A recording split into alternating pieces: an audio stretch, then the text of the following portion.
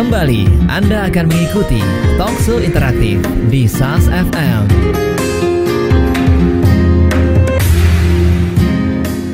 Assalamualaikum warahmatullahi wabarakatuh. Langsung sahabat dari lantai dasar Masjid Nasional Al-Akbar Surabaya. Inilah 107,5 SAS FM dan web streaming sasfmsurabaya.net, radio inspirasi Muslim sejuk bermakna. Sahabat, senang sekali saya Alik Atiga. Di ruang gatekeeper ada Bella Natasha, sahabat. Alhamdulillah Rabbil Alamin, kita harus selalu bersyukur kepada Allah, sahabat ya, karena hingga saat ini kita diberikan nikmat kesehatan, kita bisa melihat, kita bisa mendengar, kita bisa berjalan, masih lengkap anggota tubuh kita harus selalu patut syukuri, sahabat ya. Dan yang paling kita syukuri adalah kali ini kita berjumpa kembali di program Asri Alam Lestari. Tema kita, sahabat, untuk edisi kali ini yaitu pelestarian hutan mangrove. Bagaimanakah kondisi hutan mangrove di Surabaya? Mengapa ini penting bagi warga Surabaya? Dan bagaimana cara menanam dan merawatnya atau melestarikannya? Telah hadir narasumber kita, sahabat, yaitu Bapak Dr. Andes Haji Satrio Wiweko MT atau biasa dipanggil Pak Koko, sahabat ya. Beliau adalah Direktur Sahabat Lingkungan. Kita sapa beliau. Assalamualaikum Pak Koko. Waalaikumsalam warahmatullahi wabarakatuh dan salam lestari. Baik, kita berjumpa kembali nih Pak Koko. Sama-sama pakai batik ini Pak. Alhamdulillah. Alhamdulillah. Ini batik mana nih Pak yang pakai Pak Koko ini? Saya suka batik. Ini batik mana ya? Kayaknya di bunga-bunga ya. Daerah Probolinggo. Ya. Warnanya cenderung Tosca, jadi seperti warna Masjid Al-Akbar ini. Hijau-hijau Tosca gitu ya. Backgroundnya soalnya ada SAS ini, bannernya. Oh ya, pas ya, cocok sekali. Biru-biru. Baik sahabat, silakan bagi Anda yang nanti ingin bergabung bersama kita, berdiskusi bersama sahabatnya, atau Anda ingin bertanya bersama Pak Koko terkait pelestarian hutan mangrove ini, Anda bisa sampaikan di line telepon kita 8297299. Anda juga bisa sampaikan di SMS dan juga WA kita 0812306345. Mudah-mudahan sahabat, bahasan kita ini tidak hanya memberikan pengetahuan tapi juga bisa menjadikan aksi nyata yang terbaik untuk lingkungan kita. Baik Pak Koko, kita ingin tahu dulu, ini mungkin juga ada beberapa sahabat SFM yang belum tahu tentang hutan mangrove atau bakau. Apa sih ini Pak Koko? Ya, hutan bakau kalau kita liburan, jalan-jalan di tepi pantai, baik itu di Surabaya, di Gresik, di Tuban, di Pasir Putih, Probolinggo, Situbondo, di Pasuruan, hampir sepanjang pantai itu sangat indah gitu ya. Sangat indah ke liburan ya, untuk refreshing.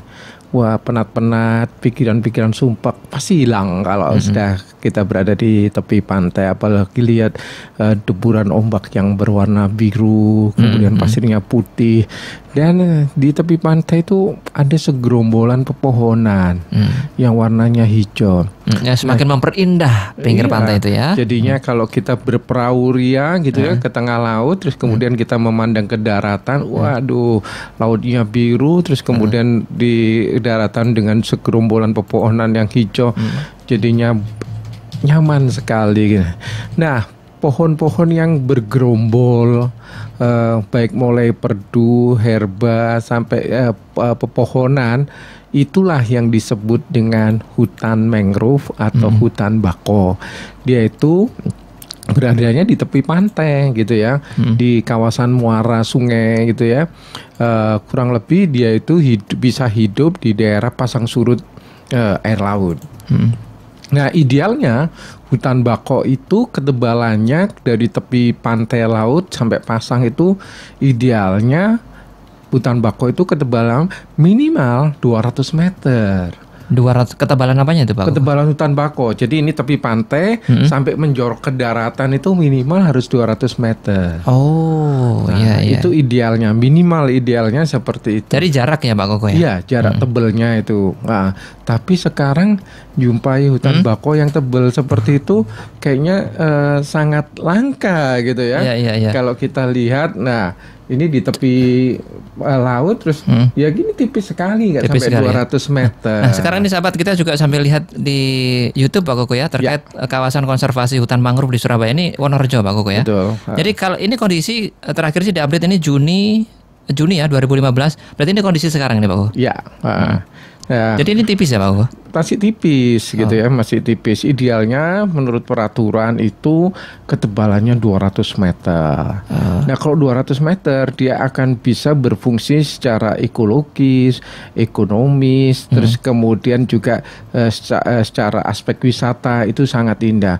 Nah, inilah yang jadi kendala kita, hutan-hutan bakau kita yang Indonesia ini kan terkenal laut ya, tepi pantai pantai yang sangat panjang gitu ya. Tapi pantai-pantai kita ini sekarang sudah banyak yang sudah tidak berhutan mangrove. Pantai-pantai kita ini hutan mangrove-nya sudah banyak dibabat. Ya kalau kita lihat di YouTube ini banyak sudah dirubah untuk menjadi kawasan pertambakan. Bahkan ini juga kita lihat menjadi kawasan permukiman, perumahan. Kemudian kita lihat lagi juga dirubah menjadi kawasan industri. Nah, ya ini kan jadinya sayang gitu. Ada maksudnya kenapa harus tebal 200 meter gitu ya? Harus 200 meter ketebalan itu. 200 meter itu hutan bakau itu diciptakan Allah, ada perannya, peran secara ekologis. Dia tebal itu fungsinya kalau terjadi tsunami, dia bisa diredam oleh hutan bakau. Jadi tsunami itu tidak langsung menerjang masuk ke tengah kota sampai kayak di Aceh, sampai di alun-alunnya Aceh, masih di masjid Nangru Masjid Darussalam di Aceh sampai seperti itu karena hutan bakaunya sudah tidak ada. Jadi fungsinya juga sebagai penahan ombak tinggi ya, seperti ombak tsunami. Tinggi, tsunami, gempuran ombak besar, gempuran angin ribut itu ditahan oleh hutan bakau. Nah kalau nggak ada hutan bakau ya air tsunami itu langsung bablas ke tengah kota. Kan jadi ngeri sekali. Tapi kalau itu ada minimal 200 meter, begitu ada tsunami ditangkap oleh pepohonan sehingga kalau tidak sampai ke daratan ya. Iya, tidak sampai ke daratan. Kalau toh masuk ke daratan itu tidak setinggi kasus di Aceh itu tingginya hampir 2 tingkat rumah itu seperti itu. Karena apa? Hutan bakau itu selain diperlukan ketebalannya, hutan bakau ini perannya sebagai buffer atau penyangga. Hutan bakau tadi tingginya pohonnya bisa sampai 80 meter. Tinggi sekali Pak ya. Hampir seperti tingginya Menara Al-Akbar ini ya. Ini 99 meter. Tingginya seperti itu gitu ya. Dan itu diciptakan memang ada gunanya. Tadi tsunami itu paling tinggi 30 meter gitu ya. Nah, baik. Jadi harusnya ketebalannya seperti itu Pak Koko. Iya, minimal itu 200 meter. Itu baru bisa menahan ombak yang tinggi dan juga sebagai penyangga tadi ya. Nah, terus kemudian bukan hanya ketinggiannya dan ketebalannya aja. Akarnya hutan bakau itu dia bisa menghujam ke bumi, itu bisa sampai sedalam 40 meter. Itu kenapa hutan bakau ini kuat ya sampai menahan tsunami tadi itu? Akarnya sampai karena dia bisa nahan. Nah, kalau itu berubah fungsinya jadi bangunan, katakan gak usah hutan bakau, nanti diplengseng aja. Plengsengannya PU atau plengsengannya dari pemerintah paling dalam itu berapa buat plengsengan itu ya. Kalau kita lihat plengsengan selokan-selokan sungai-sungai itu banyak yang ambrol, paling 2 meter 3 meter sudah ambrol. Seperti itu. Nah itu akarnya menembus ke dalam sehingga kalau terjadi gempuran dia tetap tak bergeming ya. Tak bergeming. Baik, itu sampai berapa tahun Pak Koko bisa sampai tinggi maksimal 80 itu? Nah, itu memang perlu waktu yang cukup lama gitu ya. Cukup lama, dan kalau kita lihat dari diameter pepohonan ya perlu puluhan tahun, minimal sekitar 60 tahun gitu ya untuk bisa benar-benar besar ya, kokoh ya. Kokoh dan kuat. Oleh karena itu hutan bakau yang tinggal kalau dilihat ini tinggal sepenggal aja ya. Tipis sekali ini harus segera dilestarikan. Pak Koko, dirusak. Jangan dirusak ya. Kalau kita lihat ini, saya mikirnya ini sawah ini Pak Koko ya. Jadi itu seperti petak-petak. Ini tambak ya. Nah, itu harusnya di sini ini di area ini adalah hutan bakau mangrove ya. Hutan bakau. Jadi kalau hutan bakau atau mangrove dulu, kalau waktu saya kecil, saya sering jalan-jalan baik itu yang di Wonorejo maupun di Keputih dekat itu dulu di ITS itu adalah kawasan mangrove. Jadi kalau kita mau jalan-jalan ke Keputih, itu dari situ itu sampai ke tepi laut ya kurang lebih sekitar 5 kilo. Itu luasnya hutan mangrove dulu 5 kilo itu ya. Tapi sekarang sudah berubah jadi kawasan permukiman, jadi kawasan seperti ini tambak-tambak. Jadi kawasan tambak-tambak jadi gundul gitu ya. Baik. Dan yang berhadapan dengan laut, ya itu mungkin hanya 1 meter, 2 meter atau 2-3 pohon aja dari tepi pantai. Pasti ini tidak akan kuat kalau terjadi gempuran ombak yang Pak Koko, cukup besar. ini berarti kalau kita lihat update ini Juni ya, di update di YouTube ini, berarti ini sama sekali tidak ada ya ini bakonya ya? Ya.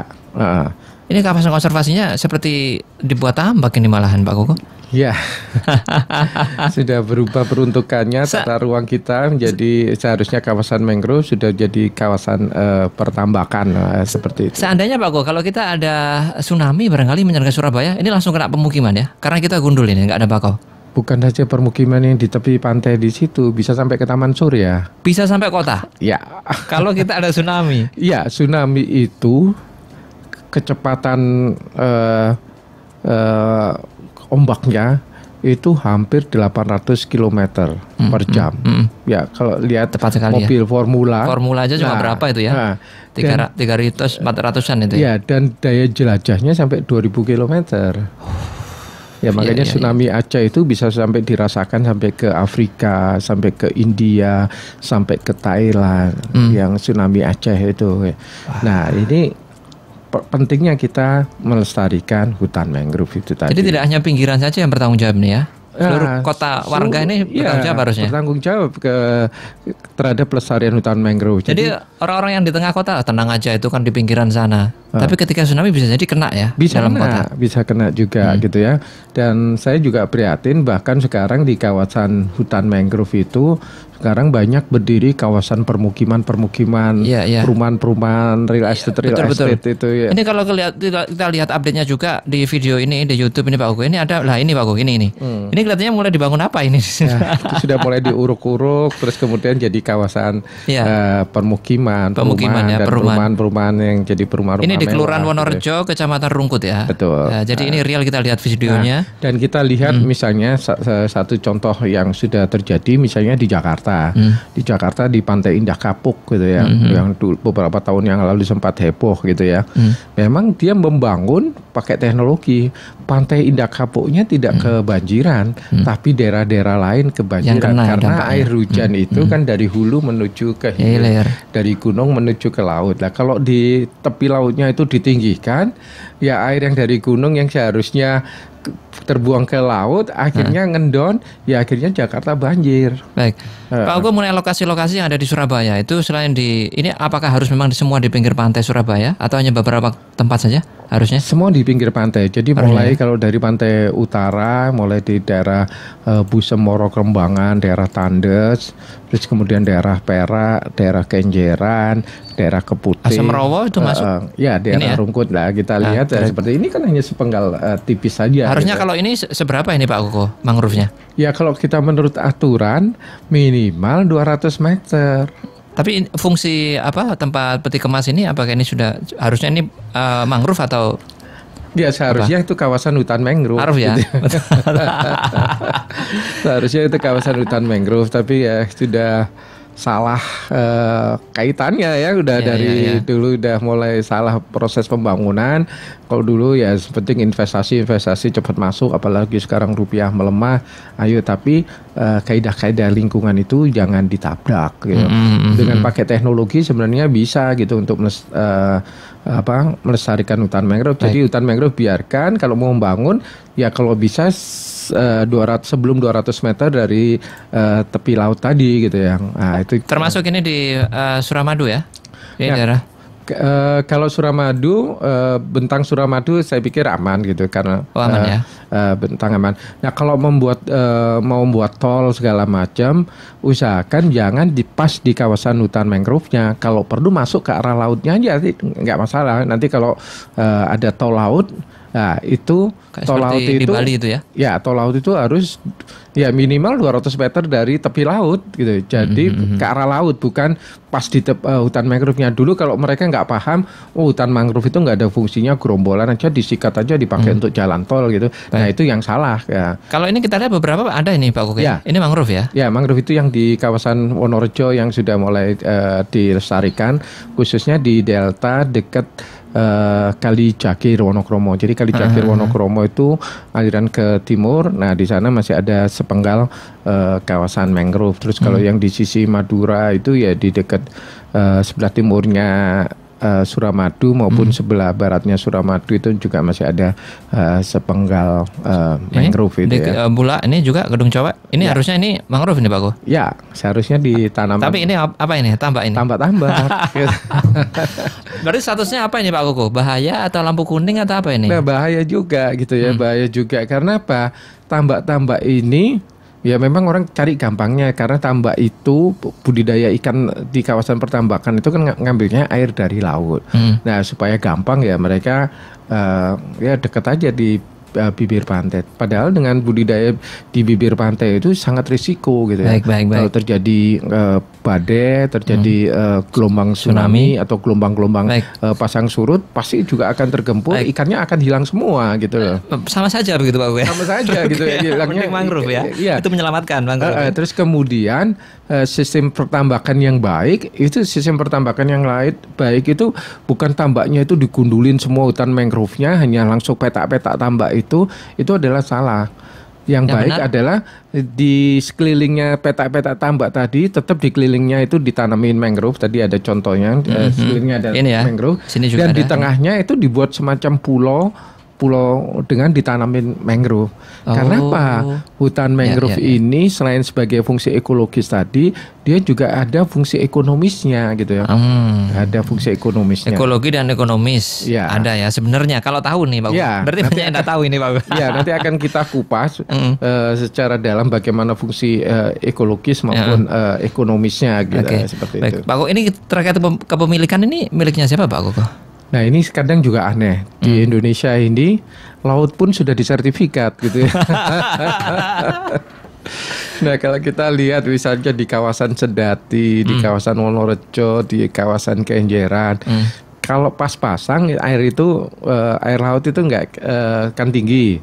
Tapi begitu surut, itu ternyata di sana itu sudah ada yang punya sertifikatnya gitu ya. Sudah ada sertifikatnya. Ini kan sangat memprihatinkan. Seharusnya di kawasan tepi pantai itu adalah kawasan buffer zone, kawasan penyangga, kawasan untuk konservasi, tapi kenyataannya itu sudah punya sertifikat. Jadi otomatis tidak bisa dimanfaatkan untuk pelestarian ya. Nah, Pak Koko, sekali lagi, jika ada tsunami yang menerjang di pantai Surabaya, ini bisa jadi langsung sampai ke Taman Surya. Benar. Ke tengah kota ya. Bisa sampai ke Taman Surya. Karena kondisinya saat ini tidak ada sama sekali ini. Ada beberapa ya, tapi tidak bisa menahan. Tidak bisa menahan dan ketebalannya masih kurang. Oleh karena itu di pemerintahan Bu Risma dengan adanya pelestarian di kawasan Wonorejo, di kawasan UPN, bahkan di kawasan Kenjeran, ini perlu diteruskan sehingga akan memenuhi ketebalan yang ideal minimal 200 meter. Baik, lagi-lagi ini menanam untuk anak cucu kita nanti Pak Koko ya. Baik, jadi kita berdoa saja sahabat, walaupun mungkin masih belum bisa menahan hutan mangrove yang ada di Surabaya ya. Kita berdoa tidak ada tsunami, begitu ya Pak Koko ya. Baik, nanti akan kita bahas lebih jauh lagi terkait fungsi-fungsi mangrove dan hutan bakau. Kalau tadi kita hanya melihat fungsinya penahan dari ombak yang besar, nanti ada fungsi apa lagi? Kita bahas di sesi selanjutnya. Sahabat, kita masih di program ASRI Alam Lestari dan tema kita pelestarian hutan mangrove. Kami akan kembali tentunya sahabat setelah pesan-pesan yang berikut ini.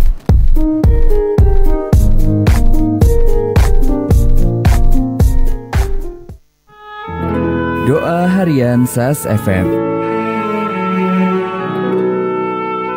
Doa agar keturunan selalu menjalankan sholat.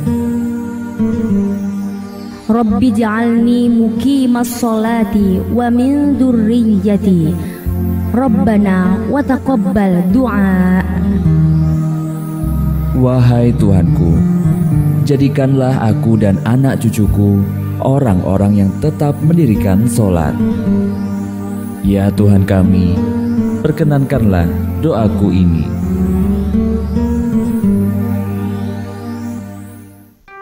Mendidik dengan hati dan Powerful Education akan bersama-sama mencari solusi dari masalah pendidikan anak Anda.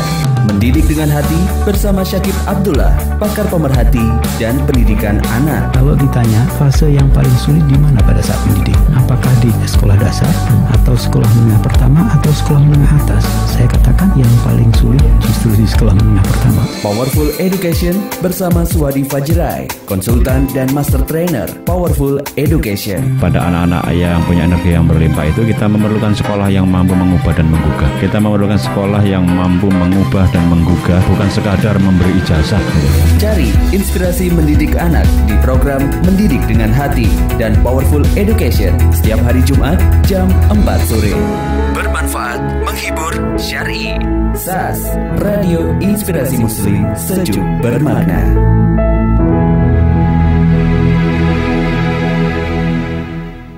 Inilah pendapat mereka tentang SAS FM. Ya, terima kasih aja telah memotivasi gitu kan. Selama ini kan SAS FM telah memotivasi dan programnya semakin bermanfaat dan banyak menginspirasi kaum Islam.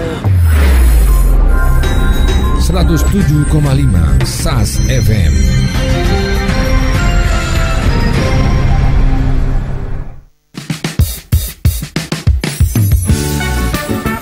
Baik sahabat, kita lanjutkan kembali program Asri Alam Lestari. Tema kita pelestarian hutan mangrove. Kita masih bersama Bapak Dr. Andes Haji Satrio Wiweko MT atau Pak Kuku. Sahabat, beliau Direktur Sahabat Lingkungan. Silakan Anda yang bergabung bersama kami bertanya barangkali. Line telepon 8297299, SMS dan WA 0812306345. Setelah kita berbicara tentang bahayanya Pak Kuku, fungsi-fungsinya ini selain fungsi sebagai penahan gelombang tsunami tadi itu, apalagi nih fungsi lainnya Pak Koko? Ya, jadi hutan mangrove itu kalau kita lihat hutan mangrove itu banyak macamnya ya, pohonnya itu bukan satu jenis. Memang kalau untuk orang awam kelihatannya sama saja, padahal tidak. Hutan bakau itu kalau kita lihat jenisnya ada sistem perakarannya itu yang mencengkeram gitu ya. Dari atas pohon tiba-tiba dia turun akarnya itu ke bawah. Jadi bagus, bentuknya sangat indah gitu ya. Mencengkeram. Ya itu tujuannya kalau terjadi gelombang yang dahsyat dia bisa mencengkeram jadi kayak jangkar gitu ya dia. Mencengkeram seperti itu. Itu yang disebut dengan rhizopora. Terus kemudian dia itu juga tanaman bakau itu hebat gitu ya. Tidak semua pohon bisa hidup di tepi pantai. Karena apa? Di tepi pantai itu kadar garamnya tinggi. Ya kalau kita menanam pepohonan di tepi pantai pasti mati karena dia tidak tahan dengan kadar garam yang tinggi. Nah, itu ada yang namanya rhizopora, ada yang namanya Avicennia atau yang dikenal dengan api-api. Itu beda lagi, akarnya itu tiba-tiba muncul dari dalam tanah ke atas gitu ya. Bentuknya itu runcing-runcing kayak bambu runcing seperti itu. Itu juga ada fungsinya. Makanya dia sistem pertahanan hutan bakau itu cukup kuat gitu ya, cukup kuat. Jadi kalau ada gempuran tsunami atau gempuran ombak, gelombang pasang air laut, dia tetap kokoh. Bisa kokoh ya. Tetap kokoh bertahan. Nah, selain sistem perakarannya yang cukup kuat tadi, di perakaran ini dia juga berfungsi untuk sebagai habitat dari binatang, fauna-fauna. Ada udang, ada ikan, ada kerang, sampai binatang-binatang yang besar, buaya, ular. Terus kemudian yang di pepohonan itu juga habitat dari aneka burung gitu ya. Ya, teman-teman kalau lihat biasanya kuntul atau bango atau blekok, biasa yang sering di sawah. Nah itu kalau pulang dia pulangnya ke sana. Nah, kalau bermalam dia pulang ke kawasan hutan mangrove. Bukan itu aja, juga kadang juga kelelawar. Nah di sana terus kemudian juga ada biawak. Biawak itu hampir kayak komodo tapi kecil gitu ya. Nah seperti itu. Terus kemudian juga banyak keanekaragaman dari ikan-ikan itu, banyak yang dia tinggal di kawasan bakau tadi. Karena bakau ini adalah kawasan yang terendam gitu ya. Terendam pasang surutnya air laut, terendam. Jadi ada ikan-ikan kalau bertelur dibawa ke kawasan hutan bakau. Nah, punya anak, termasuk bandeng, udang. Itu di sana ya tempatnya. Jadi bandeng, udang gitu. Jadi Bandengnya Sidoarjo, udangnya Sidoarjo, atau Gresik segala macam dulu terkenal dengan kota udang, kota bandeng segala macam. Itu jasa dari hutan mangrove. Hutan mangrove ya, bakau tadi itu. Nah, nanti kalau hutan mangrove-nya hilang, ya udah ada lagi itu. Nggak ada sebutan kota udang dan kota bandeng lagi gitu ya. Pak Uko, kalau dari kita lihat ada berapa jenis sih Pak Uko hutan bakau itu? Banyak sekali. Minimal kita bisa yang umum biasanya ada Rhizopora, ada Avicennia. Kalau Rhizopora tadi yang akarnya mencengkeram dari pepohonan ke bawah. Kemudian kalau Avicennia itu dari bawah dari tanah ke atas. Kemudian ada Sonerantia itu batangnya itu agak pipih gitu ya. Dan ada Bulgaria yang batang bawahnya itu kayak papan gitu ya. Pipih-pipih melebar kayak papan gitu. Jadi indah gitu ya. Kalau untuk yang di Surabaya ini misalnya cocok yang pakai apa itu Pak Uko, jenis yang mana? Sebenarnya mangrove itu semuanya ada sonasinya gitu ya. Ada sonasinya, ada kayak barisannya. Oh ya, baik kita urut ini Pak Uko. Ya, barisan yang awal apa ini Pak Uko? Ada barisan. Kalau kawasannya itu di daerah karangnya yang masih bagus, itu biasanya kawasan Rhizopora. Rhizopora. Yang mencengkeram ke bawah itu yang ya. mencengkeram ke bawah sehingga kalau ada gempuran ombak dia tahan, kuat gitu. Terus kemudian ada yang pipih tadi gepeng, Sonerantia, kemudian Bulgaria, dan yang terakhir yang dekat pasang surut air tawar dan air laut itu yang jenis Avicennia. Avicennia yang dari tanah muncul ke atas. Nah, ini biasanya banyak dijumpai di Surabaya.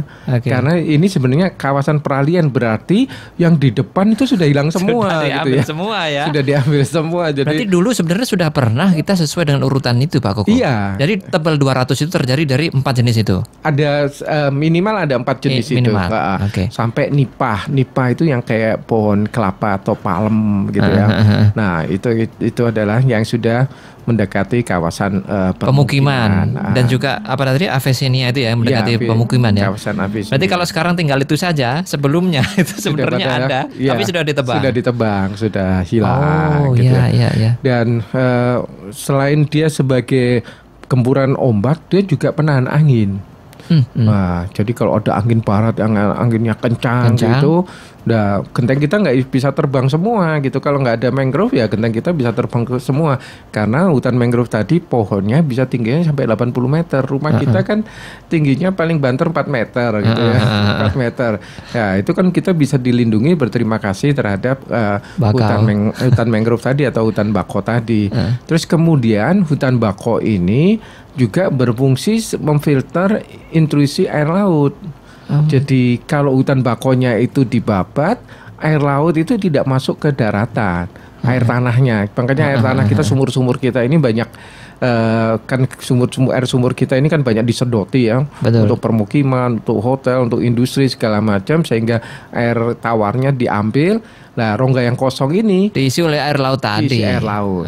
Itu kalau nggak ada hutan bakaunya, tapi kalau ada hutan bakaunya ditahan. Tetap alami ya tadi airnya. Oleh perakaran hutan bakau tadi gitu. Jadi kalau rasa-rasa air di Surabaya itu sudah air laut ya Pak Koko? Payo semua, iya, asin semua gitu ya. Jadi artinya memang tidak ada bakaunya di sana, tidak bisa menahan. Ada bakau tapi sangat sedikit sekali, tidak mencukupi begitu. Tidak mencukupi gitu. Dan itu dari fungsi dari ekologisnya gitu ya. Dari ekologisnya. Kemudian kalau kita ekonomi. Nah, itu secara ekonomisnya fungsi dari hutan bakau tadi tempat pemijahan dari ikan. Pemijahan atau tempat bertelurnya ikan. Jadi bandeng, udang, kepiting. Kan kita kadang kalau sore hari atau malam hari kuliner seafood, senangnya seafood gitu ya. Nah, itu bisa berkembang dengan baik kalau hutan mangrove-nya dilestarikan. Kepiting itu ya, orang-orang nyari kepiting itu ya di kawasan perakaran mangrove tadi. Ada kepiting, ada belut, ada kerang, suka sate kerang segala macam. Nah, itu ada di sana, termasuk bibit bandeng gitu ya. Bibit bandeng, bibit nener itu, terus kemudian benur, udang itu dari sana asalnya. Iya, perakaran dari mangrove tadi. Karena apa? Bibit-bibit tadi dia akan berlindung di bawah sistem perakaran. Kalau terjadi ombak, nah ikan-ikan ini tidak mati gitu oleh gempuran ombak. Dan di sana dan suhunya cocok untuk dia. Baru dia berkembang, baru dia melaut. Dan banyak orang-orang biasanya kalau hutan mangrove-nya bagus, dia tinggalnya seri. Satu korek api harganya 50 perak atau 100 perak harga bibit bandeng segala macam. Nah itu kalau hutan mangrove-nya nggak ada, cari bibit juga susah. Walaupun secara bioteknologi sekarang bisa dikembangkan pakai kultur jaringan gitu ya, kultur jaringan. Tapi secara alami kita bisa menjumpai dengan pakai hutan mangrove. Bahkan kalau untuk secara ekonomis untuk budidaya tambak yang bagus itu bukan tanah di kotak-kotak terus kemudian diisi dengan air laut seperti itu. Nah, itu tidak cocok karena apa? Itu adalah budidaya yang tidak ramah lingkungan, anorganik, pakai pakan kimia, terus kemudian pakai pupuk kimia. Nah, kalau ada hutan mangrove-nya, daun-daun mangrove yang jatuh itu akan berfungsi sebagai kompos. Dia akan dimakan oleh plankton-plankton tadi, hancur, terurai, dan bisa membesarkan udang ataupun bandeng tadi ya. Dan di luar negeri itu kalau diekspor, orang-orang luar negeri seperti di Jepang, di Belanda, kemudian di Prancis, mereka beli udang yang suka udang yang pakai sistem pertanian organik tadi, yang tidak menggunakan pakan kimia atau pupuknya juga pakai pupuk kimia, karena mereka deteksi sebelum ekspor gitu ya, sampelnya dikirim, dicek di laboratorium, kalau di dalam tubuh udangnya ini menggunakan pakan anorganik gitu ya, biasanya mereka tidak mau menerima gitu. Seperti itu. Jadi sebenarnya tambak pun boleh begitu Pak Ugo ya? Ya. Ada di tempat mangrove. Budidaya tambak itu boleh, tapi minimal 200 meter dari tepi hutan mangrove-nya tadi. Jangan ini laut langsung tambak. Karena itu bahaya gitu ya. Ya seperti yang inilah ya. Ya di gitu Kedung ya. Cowek atau Bulak ini. Ini langsung ya. Di pantai ini langsung ini Pak Ugo. Langsung ya, apa? Di Sidoarjo, di Gresik, begitu. Jadi kalau ada ombak, jangankan ombak tsunami, ombak pasang surut yang tanggal 15, seringkali mereka terabrasi seperti itu. Dan kalau sudah terabrasi, apalagi sekarang ini dengan terjadinya perubahan iklim dan pemanasan global, terjadi kenaikan air laut, banyak tepi-tepi pantai kita yang akan hilang, terkikis oleh karena tidak ada mangrove tadi itu. Iya. Baik. Tuh fungsi ekologis dan juga fungsi ekonominya nanti akan kita bahas lebih jauh lagi. Bagaimana sahabat cara memanfaatkan hutan bakau dan apa manfaat lainnya? Kalau kita lihat tadi daunnya pun yang turun itu juga bisa sebagai pupuk atau kompos dan lain sebagainya begitu ya. Nah, bagaimana juga nanti cara melestarikan atau menanamnya? Kita bahas di sesi selanjutnya. Kita masih di program Asri Alam Lestari. Kami akan kembali setelah yang berikut ini. Sahabat, apakah produk dan jasa Anda ingin tayang di program ini? Hubungi 0852 5752 1234. Sekali lagi di 0852 5752 1234. SAS FM jam 1 siang. Senin, konsultasi pendidikan. Jadi anak yang visual itu biasanya kalau pada anak-anak usia-usia balita gitu, dia cenderung suka menangis karena ini alat komunikasinya dia. Jangan dijasis kemudian anak yang menangis anaknya cengeng gitu ya. Selasa, tadarus keluarga. Poligami itu subhanallah, itu adalah perintah Allah, tetapi dengan aturan yang ketat. Jadi poligami itu ternyata ada dua. Yang pertama adalah poligami rahmatan lil alamin, yang kedua adalah poligami hawa nafsu. Rabu, fikih kontemporer. Sebenarnya niat suatu lintasan dalam hati saja sudah cukup, tetapi memang dalam mazhab Imam Syafi'i rahimahullah dan para ulama Syafi'iyah sebelum takbiratul ihram dilafatkan. Kamis, talkshow kesehatan. Banyak sebenarnya skor ya, ukuran stresor itu. A man or woman without stress means that ya, orang yang hidup tanpa stres artinya sudah berkalang tanah. Jumat, fikih wanita. Ya sebenarnya ketika kita bicara tentang keputihan hukumnya najis apa tidak, sehingga memang permasalahan seperti ini harus dibicarakan gitu. Karena kaitannya dengan sah tidaknya sholat kita. SAS FM jam 1 siang. Bermanfaat, menghibur, syar'i. SAS, Radio Inspirasi Muslim, sejuk bermakna. Inilah pendapat mereka tentang SAS FM. Semoga SAS FM kedepannya bisa menjadi berkah, trendsetter buat radio Islami yang ada di Surabaya khususnya. Dan kalau bisa sih sampai ke luar dari Surabaya juga jaringannya. Karena radio ini di samping ada sisi dari segi akhirat, dunia juga ada. Jadi tapi lebih ke akhiratnya juga.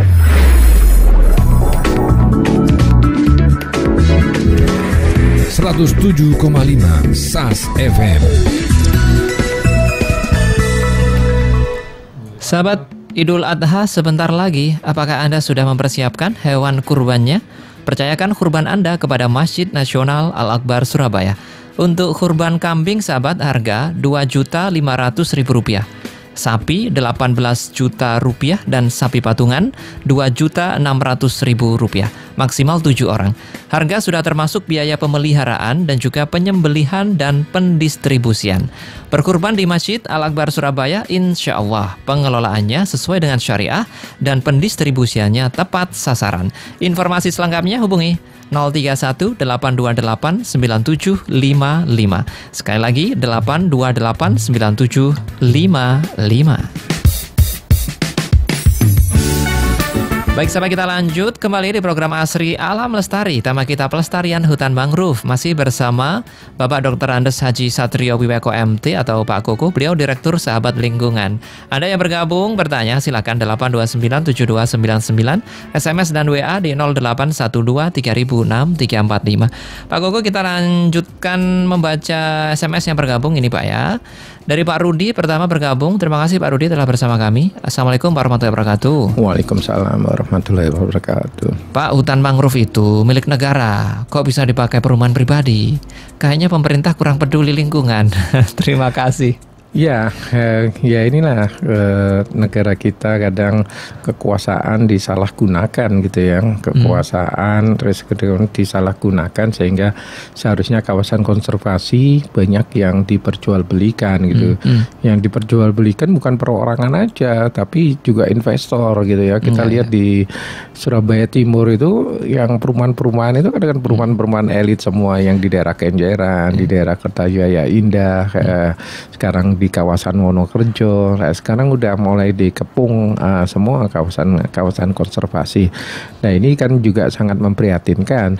Di sisi lain, nanti kalau itu berkembang, bukan berarti tidak boleh berkembang. Kawasan Pantai Timur Surabaya boleh, tapi kaidah pelestarian mangrove itu jangan diganggu. Mau dikembangkan perumahan setelah itu gitu ya, setelah minimal 200 meter dari pantai, dari tepi pantai gitu ya, atau ditetapkan aja sebagai green belt-nya Surabaya itu berapa ratus meter gitu, minimal 200 meter, mau 500 meter atau mau 1 kilo, nah itu akan jauh lebih bagus. Misalnya kalau sepanjang 1 kilometer dibuat green belt seperti itu, nah baru setelah itu kawasan permukiman, saya pikir itu akan lebih elegan. Tapi kalau sekarang ini orang kan kepinginnya indah, saya tak bangun rumah di tepi pantai, nanti pemandangan bisa lihat matahari terbit gitu ya, dengan view yang bagus. Memang view-nya bagus, tapi kalau sewaktu saat terjadi bencana dengan adanya perubahan iklim dan pemanasan global, terjadi kenaikan permukaan air laut, gelombang pasang seperti itu, nanti akan menghantam kawasan permukiman mereka. Nanti akhirnya disalahkan rumah bagusnya juga hilang akhirnya, akan hancur juga. Seperti itu. Saya bayangkan tadi Pak Koko bilang green belt nih, wah seandainya ini mengitari Surabaya, itu indah ini Pak Koko. Bagus ya, 1 kilometer mulai dari Benowo sana sampai keliling ke utara, ke Perak, ke Kenjeran, terus ke kawasan Keputih, ke Rungkun, dan nyambung sampai ke Sidoarjo di kawasan Sedati. Nah itu akan indah ya, pasti. Gitu. Baru setelah itu 200 meter boleh dibangun lah. Baru boleh di zona pemanfaatan silakan gitu. Tapi yang untuk kawasan konservasi ini janganlah diganggu. Biarlah ke kawasan konservasi ini digunakan untuk konservasi. Toh kawasan konservasi ini nanti masih bisa dimanfaatkan untuk ekoturism gitu ya. Betul. Kawasan wisata kita lihat. Jalan-jalan di kawasan mangrove yang lebat dengan perakaran apalagi tinggi 80 meter. Kalau lihat kawasan mangrove yang wisata, nah itu nanti kan jalannya itu dibuat dari jalan kayu di atasnya. Kita bisa jalan-jalan di bisa belok begitu ya, jalannya itu bagus itu. Di sela-sela kawasan hutan mangrove itu sangat-sangat sangat indah, sangat indah. Contoh misalnya kayak di Taman Nasional Baluran, terus kemudian di kawasan Probolinggo gitu ya, di sangat indah dan juga memberikan investasi yang cukup besar dengan orang berdatangan ke sana menikmati itu. Jadi untuk investasi itu tidak harus dibangun rumah real estate, sebagainya itu ya, rumah ataupun tambak seperti itu. Iya. Baik, Pak Koko, kalau dibilang Pak Rudi pemerintah kurang peduli lingkungan, bagaimana? Setuju nggak Pak Koko? Ya, mungkin oknumnya ya. Kalau dari pemerintahnya, saya pikir semua pemerintahan ingin negara ini menjadi baik, apalagi kita ini cinta Indonesia. Nah, tergantung sekarang oknum-oknum yang berkuasa. Ini, Pak Rudi, yang oknum yang berkuasa ini, ya siapa yang menyalahi ya segera aja dibongkar gitu ya. Baik. Sudah ada yang bergabung di line telepon ini Pak Koko, kita sapa. Assalamualaikum. Halo, assalamualaikum. Bisa mendengar ya? Oke, jalan tidak ada. Baik, Pak Koko, kita akan jeda dulu Pak Koko. Nanti akan kita sambung lagi. Sepertinya line telepon tadi putus. Dan sahabat, silakan bagi Anda ingin bergabung bersama kami 8297299, SMS dan WA 0812306345. Sahabat, kami akan kembali setelah yang satu ini.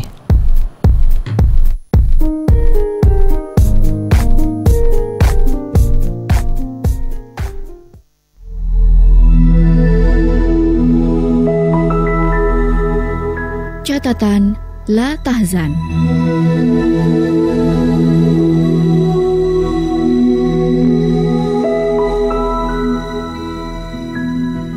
Jangan terlalu cepat mengambil keputusan sampai Anda selesai mempelajari semua aspeknya. Setelah itu, mintalah pilihan kepada Allah dan musyawarahkanlah dengan orang-orang yang Anda percaya. Jika kemudian Anda berhasil, memang itulah yang dikehendaki Allah. Dan jika tidak, maka jangan pernah menyesal.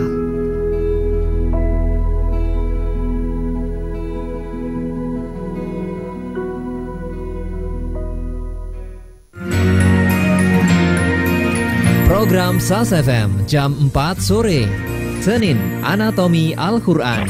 Afala ta'qilun, apa bahasa kita itu? Kami tuh tidak mikir dah. Wong Injil sama Taurat itu sudah memuat kisah tentang Ibrahim. Kenapa masih dibantah lagi tentang Ibrahim? Kata Allah di 66-nya itu, ya begitu kebiasaan kalian itu, berbantah-bantahan tentang sesuatu yang kalian sudah tahu ilmunya. Selasa, Curhat Bunda. Makanya anak-anaknya nggak mau patuh kepada orang tuanya, nggak mau taat kepada Allah gara-gara rezeki haram yang masuk ke dalam jiwa raganya. Maka seorang ayah supaya rezeki yang dinafkahkan kepada anak istrinya adalah rezeki yang halal saja.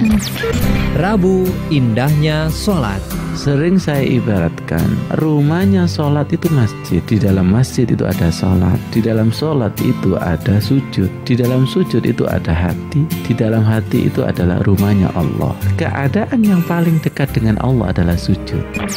Kamis, kajian tafsir Al-Quran. Kalau kita hanya berorientasi pada uang, orang yang beriman tentunya imannya lenyap. Secara tidak sadar kita semua sudah berubah jadi beruang. Jadi malah ingin menerkam terus, nggak peduli ini milik saya, hak saya apa bukan. Jumat, Powerful Education dan mendidik dengan hati. Kualitas kita mendidik anak-anak kita terus harus ditingkatkan karena kita belum selesai, tugas kita belum selesai sampai kita dipanggil sama Allah nanti. Setiap pekerjaan yang tidak melibatkan Allah itu tidak ada hasilnya dengan baik, termasuk pekerjaan mulia meneruskan generasi ini. Program SAS FM jam 4 sore. Bermanfaat, menghibur, syar'i. SAS, Radio Inspirasi Muslim, sejuk bermakna.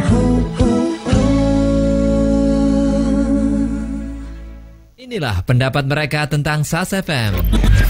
Yang jelas Radio SAS ini alhamdulillah membawa saya itu banyak ilmu gitu. Terima kasih itu. Sangat-sangat memberikan ilmu yang penuh untuk mengenai ibadah. Alhamdulillah itu juga menuntun saya. Alhamdulillah satu keluarga juga jamaah juga begitu menyanjung di Radio SAS ini. 107,5 SAS FM.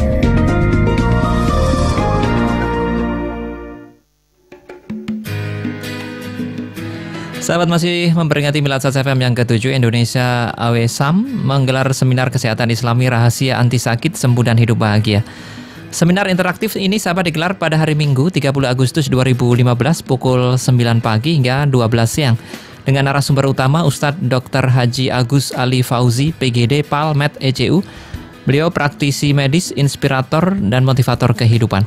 Biaya normal atau bayar di tempat acara ya ini sebesar Rp300.000 per orang.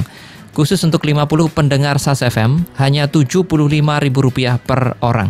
Fasilitasnya sahabat ada door prize, buku, majalah, dan juga full materi. Cara daftar mudah sekali sahabat, Anda tinggal ketik SMS ya. SAS spasi nama lengkap, kirim ke 0822 3231 1946. Sekali lagi ketik SAS spasi nama lengkap Anda, kirim ke 0822 3231 1946. Ayo datang ke seminar kesehatan Islami, rahasia anti sakit, sembuh dan hidup bahagia. Jangan biarkan penyakit fisik atau psikis membuat kita lemah. Seminar ini persembahan Indonesia Awesome, Islam Insight, dan tentunya Radio SAS FM. Baik sahabat, kita di sesi yang terakhir di Asri Alam Lestari. Tema kita pelestarian hutan mangrove. Masih bersama Bapak Dr. Andes Haji Satrio Wiweko MT atau Pak Koko. Beliau Direktur Sahabat Lingkungan. Masih ada waktu bagi Anda bergabung 8297299 SMS dan WA 0812306345. Baik Pak Koko, kita lanjut. Yang bergabung di line SMS ada Via yang ada di Menanggal, Pak Koko. Assalamualaikum Pak Koko dan Mas Alik. Waalaikumsalam warahmatullahi wabarakatuh. Mbak Via ya, saya mau bertanya apakah hutan bakau diciptakan dengan pembibitan dan bagaimana kawasan yang diperlukan untuk budidaya? Ya, secara alami hutan bakau itu bisa renewable ya. Dia bisa berkembang dengan sendirinya. Misalnya kayak tadi hutan bakau itu dia ada yang namanya kalau Rhizopora ada bijinya. Terus kemudian bijinya itu bentuknya kayak bambu runcing gitu ya. Ya. Begitu dia tumbuh berbuah, harus ada buahnya kayak bijinya kayak bambu runcing. Begitu dia sudah tua, dia akan jatuh, dan jatuh itu langsung karena bentuknya kayak bambu runcing langsung nancap. Oh, otomatis itu Pak? Ya, otomatis sudah langsung nancap gitu ya. Diciptakan langsung begitu. Nancap, terus kemudian dia bisa berkembang. Tumbuh sendiri. Sebenarnya mudah Pak ya? Ya, sebenarnya relatif kalau dia secara alami akan mudah. Tapi kalau sudah itu mulai dirusak, mulai dibudidaya, dan struktur tanahnya akan berubah juga gitu ya. Ya tadinya seharusnya dia itu bisa nancep, tapi karena sudah berubah menjadi kawasan pertambakan, kemudian dia berubah menjadi kawasan permukiman, atau lagi karang-karangnya itu diambil segala macam, sehingga dia tidak bisa menancap. Nah ini perlu bantuan kita gitu ya. Nah untuk perlu bantuan kita ini memang agak repot gitu ya kalau kita membudidayakan gitu. Karena apa? Biji mangrove, pohon mangrove ini ya orang-orang yang peduli aja yang mau mengambilin biji-bijinya, terus kemudian dibiarkan melihat polybag ya, seperti itu baru didistribusikan. Dan tidak semua daerah punya keahlian untuk membudidaya mangrove tadi. Pak Aku, kalau kita melihat kondisi saat ini ya di Surabaya seperti kita lihat di video ini, bahwa ini sudah kawasannya tambak-tambak. Untuk budidaya lagi, ini apa langkah yang akan diperlukan Pak Aku? Apakah tanahnya dulu diurusi atau bagaimana? Ya, seharusnya di belakangnya kawasan pertambakan itu yang harus mulai dihijaukan gitu. Karena untuk teknik budidaya mangrove itu tidak segampang yang seperti kita nanam pohon. Misalnya kalau misalnya ini laut, terus ini ada kawasan tambak, itu menghijaukannya bukan yang berbatasan antara laut dan tambaknya, tapi justru di belakangnya tambaknya. Karena kalau langsung berhadapan dengan lautnya, sekarang ditanam, nanti malam terjadi ombak yang besar, hilang. Oke. Nah, jadi bakonya ditanam di sini ya? Di belakangnya tambak ya? Di belakangnya pertambakan. Itu pas 200 meternya atau ya, lepas 200? Lihat luasnya tambak tadi ya, seperti apa? Ya ditanam ya minimal di pematangnya tambak. Nah kalau misalnya masyarakatnya sadar, tapi ya susah ya, saya sudah bersertifikat untuk mensertifikatkan biayanya mahal, pasti mereka tidak maunya minta ganti rugi seperti itu. Jadi memang harus dihijaukan. Nah, untuk menghijaukan mangrove itu sangat sulit. Sangat sulit ya. Jadi satu ajir atau satu batang bambu itu biasanya diisi 3 sampai 5 batang pohon, terus diikat gitu ya supaya kalau terjadi ombak dia masih tetap kuat gitu. Tapi kalau ombaknya keras ya kadang bisa hanyut dan hancur. Gitu. Jadi untuk tumbuhnya juga relatif cukup lama gitu ya. Untuk tumbuh 1 meter itu mungkin perlu waktu hampir 1 sampai 2 tahun. Iya. Nah itu juga agak susah Pak Koko ya. Agak susah, makanya tekniknya selain pakai bambu juga pakai batu ya. Dia diikat dengan bebatuan supaya kalau terjadi kena ombak pohonnya ini tidak bergeser gitu ya. Oke, ya. Jadi kesulitan. Itu 1 pohon saja ya. Itu 1 pohon. Kalau itu berapa hektar, berapa ratus hektar, apalagi sepanjang pantai utara Pulau Jawa gitu, wah pekerjaan yang sangat besar. Berarti ini tidak mungkin per individu per orang Pak Koko ya untuk menanam ini. Jadi perlu kelompok begitu ya. Perlu kelompok, perlu dari pemerintah juga gitu. Dan ada contoh yang cukup berhasil selain di Wonorejo masih sedikit di Tuban gitu ya. Di Tuban itu ada kawan kita di kawasan Tuban itu mereka berhasil menghijaukan dalam waktu kurun 5 tahun dan alhamdulillah Pak Ali Mansur kawan kita itu di kawasan Jenuh itu 2 tahun yang lalu mendapatkan penghargaan Kalpataru karena menghijaukan, dan saya cukup intensif di sana gitu ya, di Mangrove Center di Tuban ini. Itu kami memberikan sosialisasi, tadinya kersang, tandus, kami memulai untuk melakukan budidaya bersama-sama kawan-kawan di Tuban, dan alhamdulillah sekarang kawasannya jadi indah. Nah, seperti ini Pak Koko? Ya. Sahabat saat ini kita lihat juga video ya. Mangrove di Tuban. Ini di YouTube 2014 ini Pak Koko. Mudah-mudahan tetap ya sampai sekarang. Sekarang lebih bagus Pak Koko ya. Ya, lebih baik. Tadinya itu kosong. Ini kosong pantai yang benar-benar dibudidayakan. Iya, mungkin kalau nanti lihat di Facebook saya sebelum dan sesudah akan lihat saya pas di sana sebelum itu pantai yang betul-betul kosong, gersang gitu, dan ombak dan batu karang yang ya terjal seperti itu. Tapi sekarang kita bisa berteduh, tidur-tiduran di sana.